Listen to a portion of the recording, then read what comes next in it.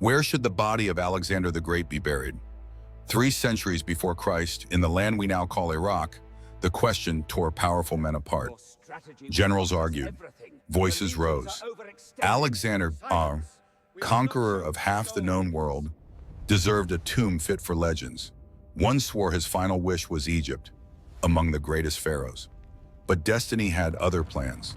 Alexander's body was carried to the glittering port of Alexandria, and there he vanished into history. His grave became a mystery.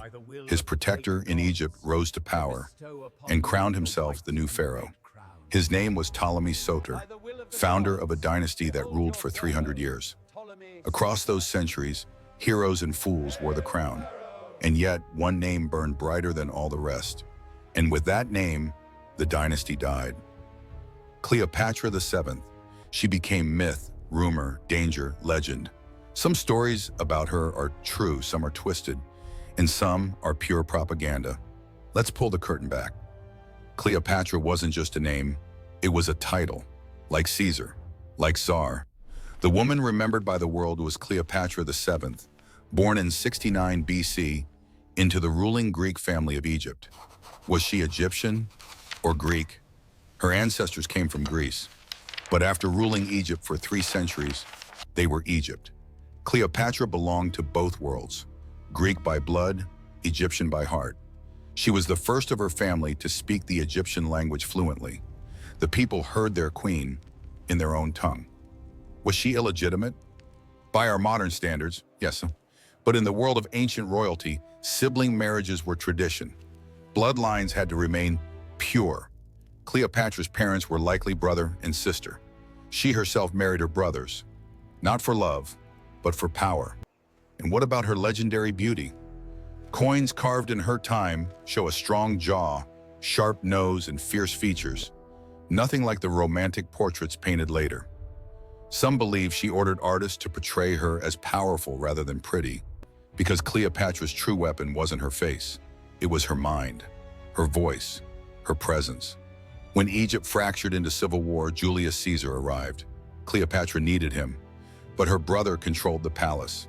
So she devised a plan that would become legend. Hidden inside a rolled carpet, she was smuggled past guards into Caesar's chamber. When the carpet unfurled, the Queen of Egypt stood before Rome's most powerful man. From that moment, history changed course. Years later, when she sailed to meet the Roman general Marc Antony, she arrived like a goddess, aboard a golden ship, silver sails shining, servants dressed like angels. Antony saw her and was undone. But Cleopatra was not merely a seductress. She was a ruler, brilliant and fearless. She mastered languages, studied philosophy and astronomy, and governed through famine by lowering taxes and feeding her people. Under her 22-year reign, Egypt thrived, yet power in ancient kingdoms came soaked in blood. To secure her throne, Cleopatra faced her own family in war. With Caesar's backing, she defeated her brother, who later drowned in the Nile. Another brother fell. A sister too did not escape. In Rome, whispers turned to fear. Cleopatra had a son with Julius Caesar, Caesarion. Many believed one day he would rule, and Rome would bow to Egypt. Rome would never allow that. Senators murdered Caesar. Cleopatra fled. In Rome, noble women despised her, yet copied her hair, her jewelry, her fashion. They hated her and secretly wanted to be her. Then came Marc Antony. He and Cleopatra fell into a love story powerful enough to threaten an empire. They married, they drank, they laughed, they dreamed. Together they became too dangerous. Rome called Antony a traitor, a puppet of Egypt. War erupted. On the shores of Actium, their fleet clashed with Octavian's army.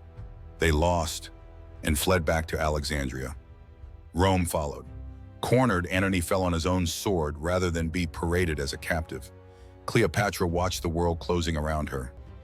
Legend says a serpent's bite ended her life, but legend lies. A woman that brilliant would not choose uncertainty. Many historians believe she carried poison, hidden ready. When all paths closed, she chose her fate. One thing is undeniable. The story we know about Cleopatra was written not by admirers, but by enemies. They twisted her power into scandal. They turned alliances into affairs. They painted a queen into a villain. And yet, 2,000 years later, we still speak her name.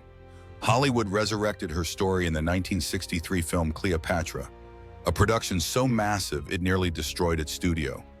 Costumes alone cost a fortune. The legend lived again, bigger, louder, brighter. Cleopatra ruled in a time carved from chaos, a woman surrounded by power-hungry men, empires at war, and history written by victors. The farther history stretches back, the more shadows creep in. But every shadow hints at a blazing light that once stood there.